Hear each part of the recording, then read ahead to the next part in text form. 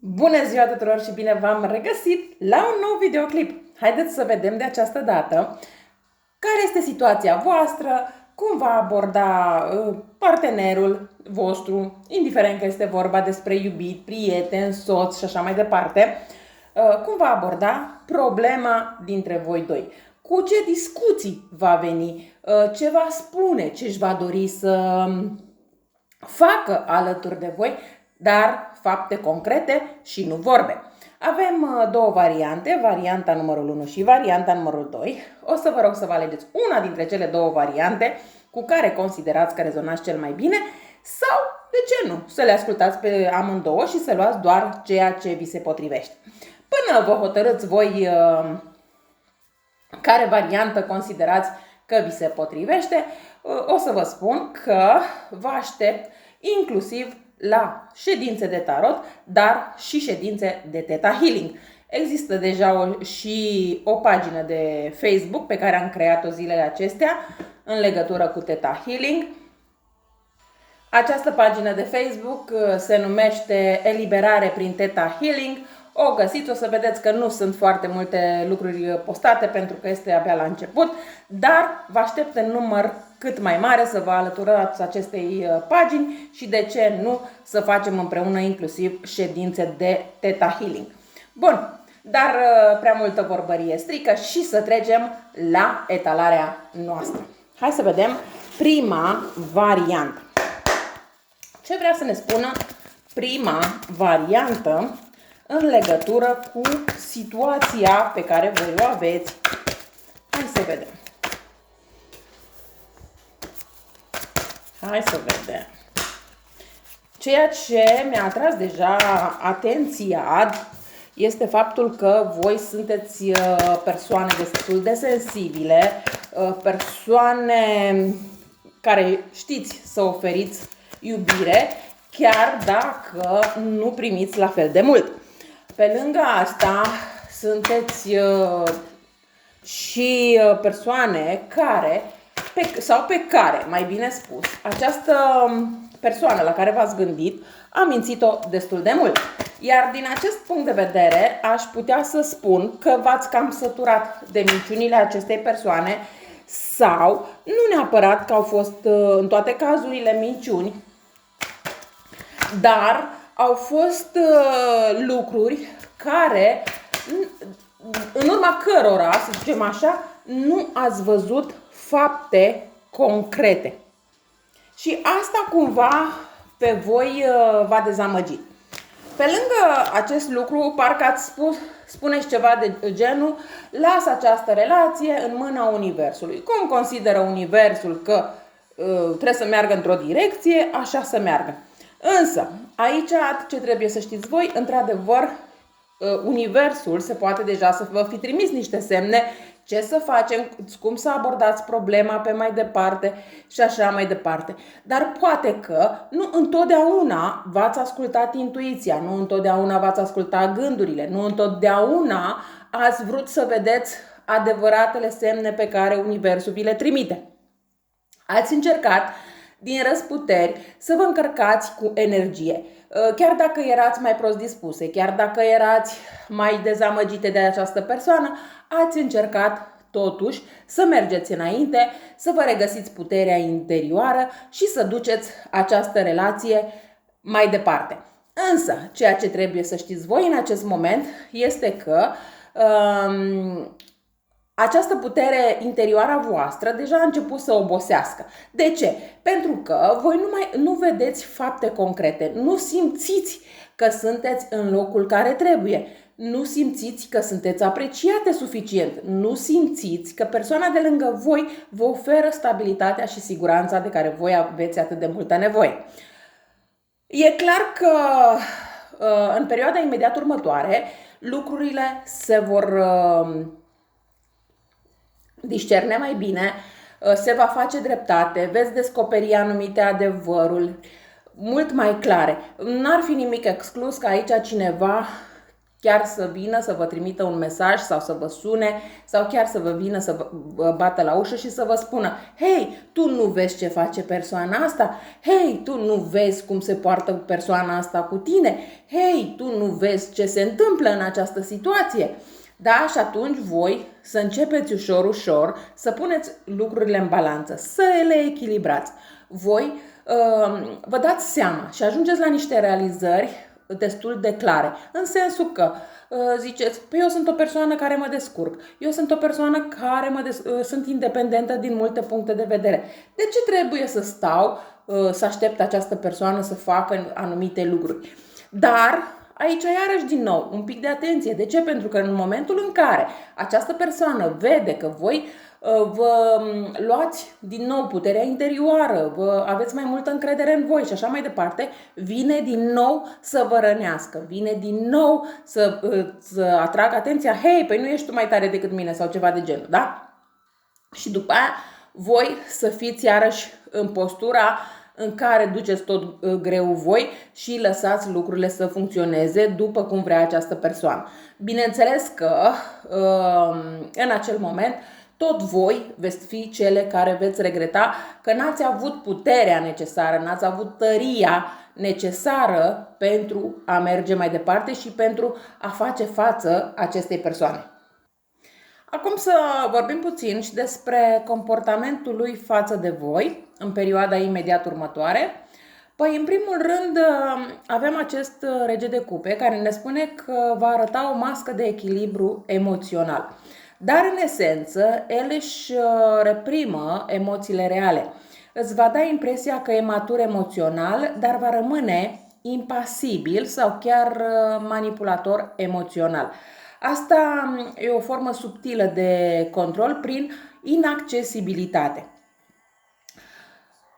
Tu dăruiești în continuare, visezi în continuare, speri în continuare că lucrurile se vor îmbunătăți, dar el se hrănește din sensibilitatea ta fără să îți ofere reciprocitate. Un comportament destul de imprevizibil, aș putea să spun așa. Când e cald, când e rece, este un comportament destul de ciclic. Când simte că îl pierzi sau că te pierde în adevăratul sens al cuvântului, se întoarce la tine, îți mai oferă un pic din acest emoțional de care tu ai atât de mare nevoie și de care speri în continuare să ți-l ofere, dar când te are din nou, dispare. Bineînțeles că tu încerci să-l înfrânezi cu blândețe, să-l îmblânzești, dar el profită de controlul pe care îl are asupra emoțiilor tale și poate chiar asupra ta. Promisiuni de transformare sunt destul de multe, dar care se repetă în buclă, pentru că nu face nimic din acest punct de vedere. E o trezire care rămâne doar în cuvinte. Aș putea să spun că această persoană se folosește de instabilitatea ta emoțională creată chiar de el, ca să-ți mențină speranța că lucrurile vor fi bune. Nu se schimbă această persoană, ci din contră joacă teatru în continuare. Ca acțiuni față de tine, păi e foarte clar aici, așa cum am spus și puțin mai devreme, că te va calma când simte că ești pe punctul de a pleca, va juca rolul vindecătorului, te va menține în relație prin iluzia echilibrului, îți va spune ceea ce vrei ca să auzi, dar e doar pentru a te ține pe loc. Pași mărunți, dar lenți. Aș putea să spun că această persoană face pași nesemnificativi, ca să-ți dea impresia că lucrează la el, că lucrează la comportament, că lucrează la relația voastră, dar nu este un angajament real. Această persoană este acel tip de persoană care nu se deschide complet. Stă pe gard, dar defensiv. Îți va da senzația că a fost rănit, deci trebuie să ai răbdare. Că el se simte rănit pentru că tu nu l-ai înțeles când el a spus ceva, că ai înțeles exact pe dos și așa mai departe. Și că tu trebuie să ai răbdare în continuare cu el dacă vrei ca lucrurile să funcționeze. Dar e doar o strategie și cam atât. Te va face să cari întreaga greutate emoțională a relației în continuare. El este pasiv, iar tu în această relație ești destul de epuizată. Aici a venit momentul să schimbați un pic rolurile, dar pentru asta tu trebuie să dai dovadă de curaj, trebuie să dai dovadă de tărie. Va deveni un pic mai apatic, mai plictisit, aparent indiferent, dar asta e o formă de pedeapsă tăcută, de manipulare, ca tot tu să te duci înspre el. Asta înseamnă că dacă îl vezi mai apatic, mai rece, lasă-l acolo în confortul lui și tu vezi de treaba ta în continuare. Din contră, mai pune o poză pe Facebook sau pe o altă rețea de socializare, să vadă că ești apreciată, să vadă că alte persoane știu să te aprecieze și atunci să vezi cum lucrurile un pic se schimbă. Dar atâta timp cât el nu simte că te poate pierde, atâta timp cât el nu simte că tu ești în puterea ta interioară și că poți pleca în orice moment, el nu schimbă absolut nimic. Adică cumva aici tu, pentru o perioadă de acum încolo, trebuie să spui, eu sunt pe punctul de plecare, faci lucrurile bine, nu, la revedere, ne-am spus la revedere din start și gata. Da? Adică nu trebuie să mai lași lucrurile după cum vrei. Dacă tu vrei să faci un curs, da, du-te, înscrie-te la cursul respectiv, indiferent dacă îi place sau nu. Dacă tu vrei să faci școala de șoferi, du-te, înscrie-te la școala de șoferi, indiferent de ceea ce spune. Pentru că doar așa va începe să simtă că te pierdă. Atâta timp cât știe că ești acolo, în căsuța lui, că tu faci lucrurile așa cum zice el și așa mai departe, nu are nicio frică, nicio teamă de a te pierde. Așa că acțiunile lui sunt menite să te țină pe loc, îți oferă fărâme de viitor împreună, dar nu face nimic concret din acest punct de vedere. Doar te epuizează emoțional și te învârte în cerc. Dacă vrei să știi ce îți va spune în momentul în care te vei întâlni, în perioada imediat următoare, păi îți spune ceva de genul: mă schimb, dar durează, trebuie să ai răbdare. Parcă până acum n-ai avut răbdare, da? După aia îți mai spune, păi da, știi, și eu am suferit când ne-am certat sau și eu am suferit când s-a întâmplat nu știu ce lucru, da? Dar lucrurile nu sunt chiar așa. Și îți spune că tot tu trebuie să fii cea care are răbdare, da? Că tu reacționezi prea intens. Te iubesc, dar e greu pentru mine, da? Ceva de această natură. Nu vreau să te pierd, dar am nevoie de timp și spațiu. Da? Cumva toate lucrurile astea pe care ți le va spune este că tu trebuie să ai răbdare, tu trebuie să faci, tu trebuie să te supui, tu trebuie să stai. Niciodată nu va spune, da, mi-am dat seama de ceea ce se întâmplă și am nevoie și eu de schimbări, am nevoie și eu de timp. Nu, e ca și cum tu trebuie să-i oferi spațiu, tu trebuie să-i oferi timp, tu. Cuvântul că și el trebuie să lucreze la această relație nu există. E clar că aceste vorbe sunt menite să-ți dilueze furia, să-ți amâne decizia, să-ți răstoarne responsabilitatea înapoi asupra ta. Este manipulare emoțională mascată în vulnerabilitate. Este foarte clar acest lucru. Dar tu trebuie să te gândești de câte ori s-a repetat această situație și cât mai ai de gând să suporți această situație de a se repeta în continuare. Gândește-te de cât timp sunteți împreună, ce dovezi ai că el într-adevăr își dorește relația asta, că el într-adevăr vrea să facă anumite schimbări în relația asta. Într-adevăr, poate uneori simți că ești puternică lângă el, dar totodată în aceeași măsură te simți și mică. Așa că alege cam cum vrei să te simți cu adevărat. Mi-e clar că aici voi trebuie să renunțați la a mai interpreta vorbele lui. Uită de promisiunile pe care le face, uită de potențialul pe care încearcă să ți-l arate, uită când e cel mai bun. Observă-i doar comportamentul concret, real și repetitiv și în urma acestui comportament ia o decizie clară pentru tine. Nu-l mai confrunta, pentru că degeaba îl confrunți, pentru că de fiecare dată tot tu ești cea care lasă garda jos. pentru că de fiecare dată nu va face altceva decât un teatru ieftin și cam atât. Așa că confruntă-te în primul rând pe tine de ce accepti lucrurile pe care ți le face, de ce accepti comportamentul, de ce accepti vorbele și așa mai departe.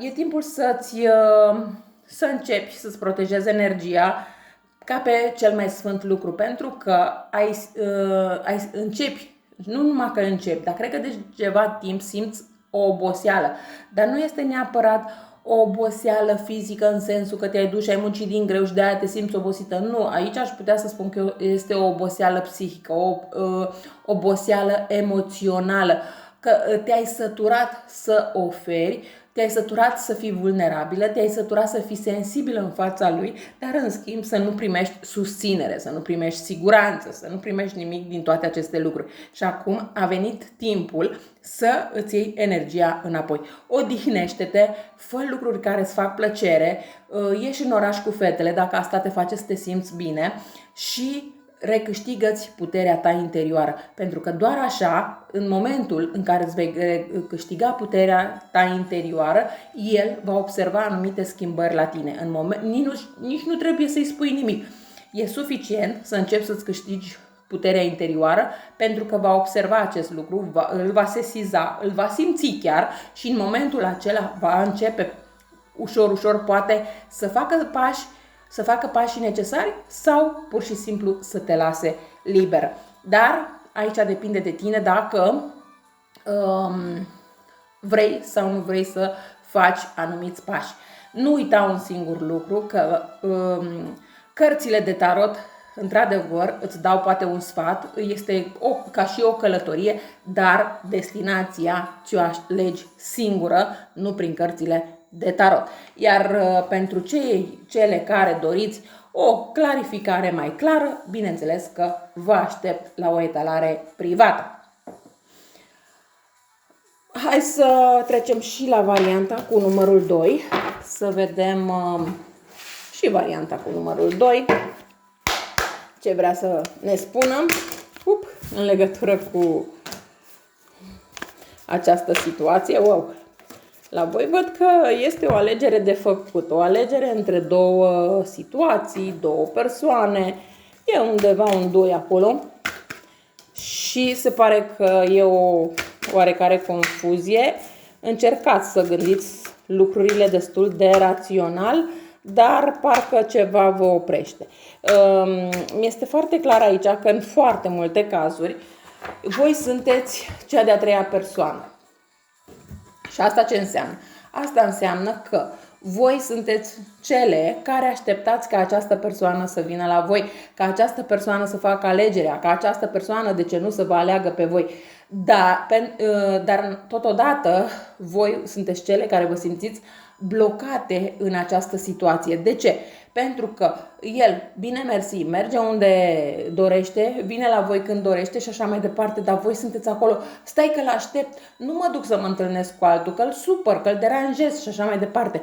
A venit timpul, în primul rând aici, să luați voi hotărârea ce vreți să faceți pe mai departe, pentru că mi-e foarte clar că el merge la mai multe capete și voi nu sunteți o prioritate pentru această persoană.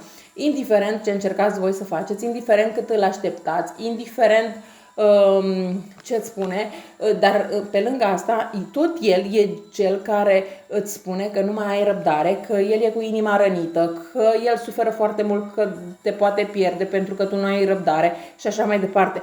Un pic de atenție că această persoană e în stare să vă lase însărcinată sau să facă orice altceva doar pentru a vă ține pe loc. Ideea este că voi trebuie să fiți puternice și să vă gândiți destul de serios la acest aspect, dacă vreți sau nu vreți să faceți un copil cu această persoană sau orice altceva ce ați putea face împreună pentru a vă ține pe loc, da? Pentru că această persoană nu este genul de persoană pe care vă puteți baza. Îmi este foarte clar aici că până la urmă tot voi veți fi cele care veți lua hotărârea de a pleca definitiv din această conexiune. Ce pot să vă mai spun aici, în legătură cu ce simte această persoană la care v-ați gândit în momentul în care ați ales varianta numărul 2, într-adevăr, această persoană simte dorință față de voi, dar e la nivel de fantezie. Nu este la nivel de acțiune. E atras, dar indecis. Te vede doar ca pe o posibilitate, nici de cum pe ceva mai mult de atâta. Pe lângă asta, simte nevoia să se retragă, simte că are nevoie de timp, se teme de propria implicare emoțională, simte că tu ești o persoană stabilă, grijulie, generoasă, dar paradoxal, asta îl și sperie totodată, pentru că simte că nu poate oferi la fel și că oricum această relație e pierdută, nu este o relație care să dureze la nesfârșit, adică nu este o relație pe care el să pună foarte multe baze. Pe lângă asta se închide în el și analizează, dar nu comunică. Așa că dacă vedeți că are perioade în care nu vorbește cu voi, în care nu vă trimite un mesaj, în care efectiv nu vă spune nici măcar o bună dimineața sau o noapte bună, să știți că analizează ce să facă și cum să procedeze pe mai departe pentru a vă ține pe voi acolo în relație. Voi probabil că deja i-ați cerut să se afișeze cu voi, dar bineînțeles că nu are curajul acesta și așa mai departe. Pentru că știe ce pierde. Așa. Simte, dar nu exprimă și se auto-sabotează. Este destul de, aș putea să spun că este o persoană destul de defensivă. Simte nevoia să se apere de parcă e atacat de iubire sau de ideea de o relație reală. În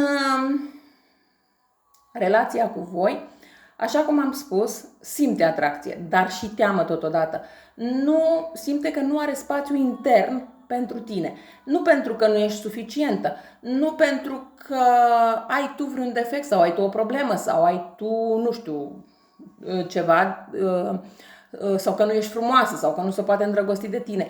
Nu este vorba de așa ceva, ci este vorba pentru că el este golit și rupt în interiorul său.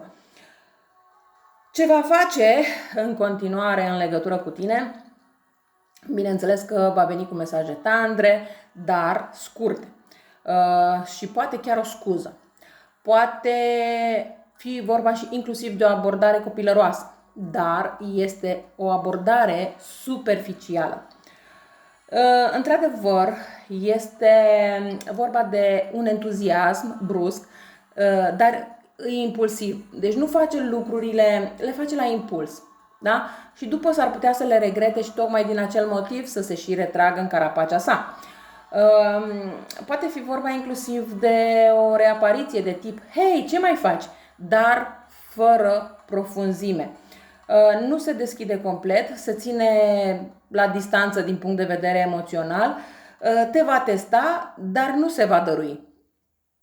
Cumva tot tu ești atestată, dar nu ca să vadă într-adevăr dacă ești loială sau nu, ci e vorba de a vedea cât, mai degrabă e un test de a vedea cât ești în stare să suporți tot ceea ce face el. O acțiune bruscă, intensă, dar motivată, dar e mai mult din ego sau dorință de control decât de iubire autentică. Se comportă ca și cum știe ce vrea, dar de fapt în realitate își urmărește doar propriul impuls sau interes.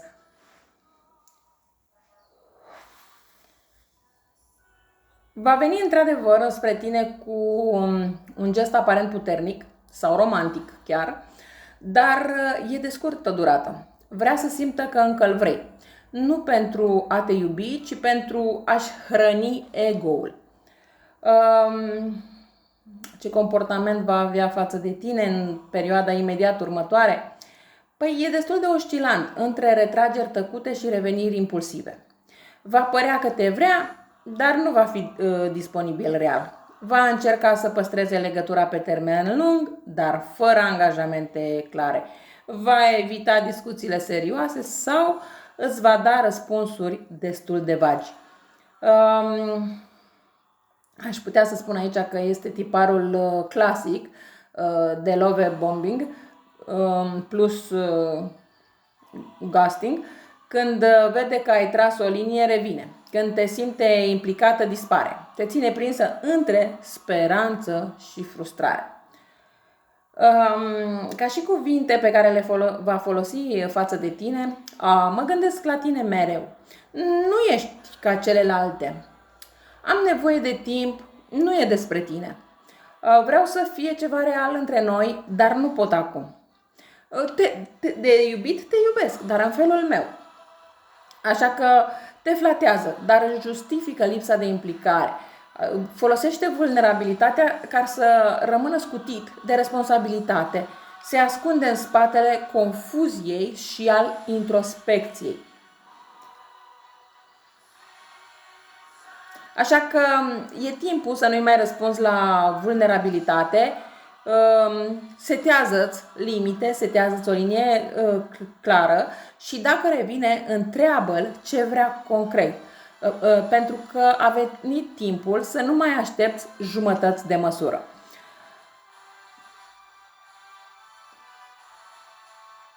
Ai putea inclusiv să scrii o scrisoare sinceră în tot ceea ce vrei să-i spui, dar nu neapărat ca să-i o dai lui, nu o faci neapărat ca să-i o trimiți, ci mai degrabă să reușești să scoți tot ce ai tu de spus și mai apoi să recitești scrisoarea și să vezi exact dacă se merită să-l mai aștepți sau să nu-l mai aștepți, dacă se merită să mai ai răbdare cu el ca să-și lase relația pe care o are și să revină la tine. Dacă mai vrei tu să fii, să zicem, roata de rezervă sau vrei să-ți vezi de viața ta. Aici, așa cum am spus, lucrurile, tarotul vă poate sfătui, îți poate da un sfat, este ca o călătorie, dar destinația ți-o alegi singur sau singură. Dacă tu vrei să mai aștepți această persoană, nu te oprește nimeni. Pentru cei care doresc mai multe clarificări, îi aștept la o sesiune de tarot personal. Dar fiecare în funcție de cum consideră că este bine pentru el sau pentru ea. Eu cam atât am avut de spus, vă mulțumesc că m-ați ascultat și vă doresc o zi cât mai frumoasă în continuare. La revedere!